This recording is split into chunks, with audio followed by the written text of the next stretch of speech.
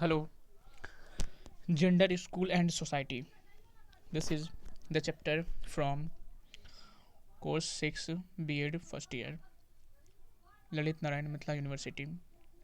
Now we have to discuss about gender, school and society and in this socialization theory.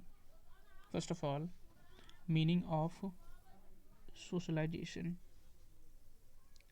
and then factor that affect socialization and then application of socialization in Indian context and role of school in socialization.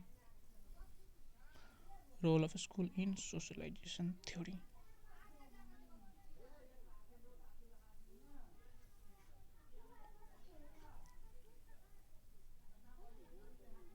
Meaning of socialization.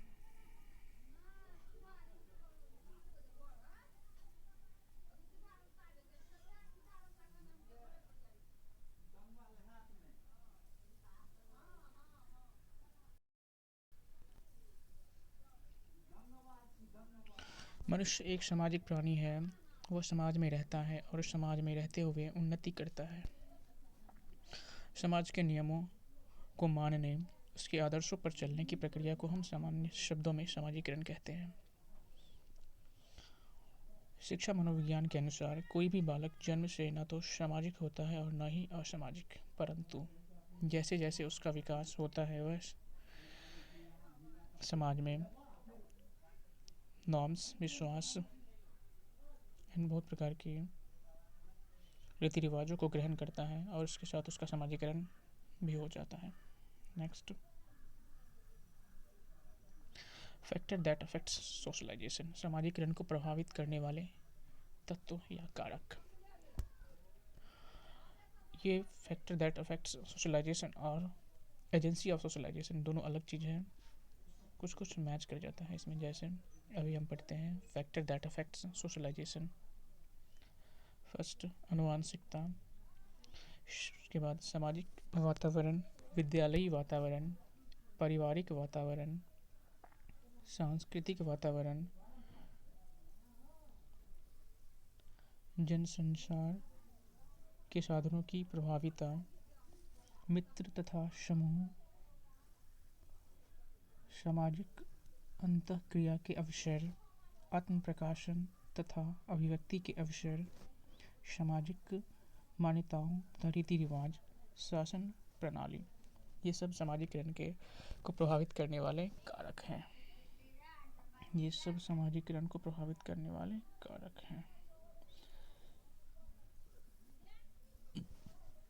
Next, application of socialization in Indian context, सामाजिकरण का भारतीय संदर्भ में और सामाजिकरण के क्या क्या उपयोग हो सकते हैं भारतीय समाज में, भारतीय संदर्भ में।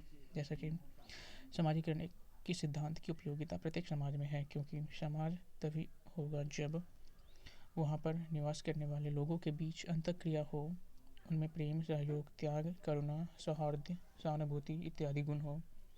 सामाजिकरण की उपयोगिता भारतीय संदर्भ में निम्न प्रकार है। सामाजिकरण की उपयोगिता भारतीय संदर्भ में, application of socialization in Indian context. प्रेम तथा मानवता हेतु सामाजिकरण का उपयोग किया जाता है। मनुष्य के सभ्य जीवन हेतु सामाजिकरण का होना बहुत ही आवश्यक है। संगठित जीवन हेतु, मनुष्य के संगठित जीवन हेतु भी सामाजिकरण का होना आवश्यक है। बच्चों के पालन पोषण हेतु, आर्थिक क्रियाकलाप हेतु, राष्ट्रीय एकता तथा अखंडता हेतु।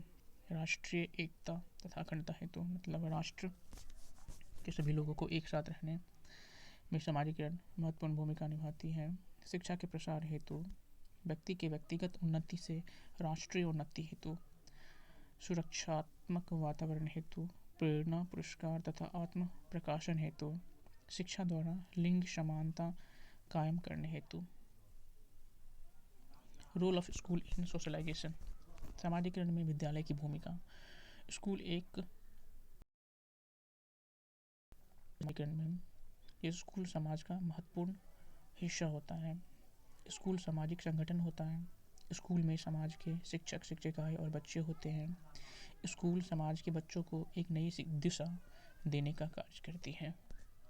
स्कूल छात्रों को एक बेहतरीन वातावरण प्रदान करती है। स्कूल छात्रों का दूसरा घर भी होता है। स्कूल युवा पीढ़ियों में ज्ञान और कौशल प्रसारित करती है।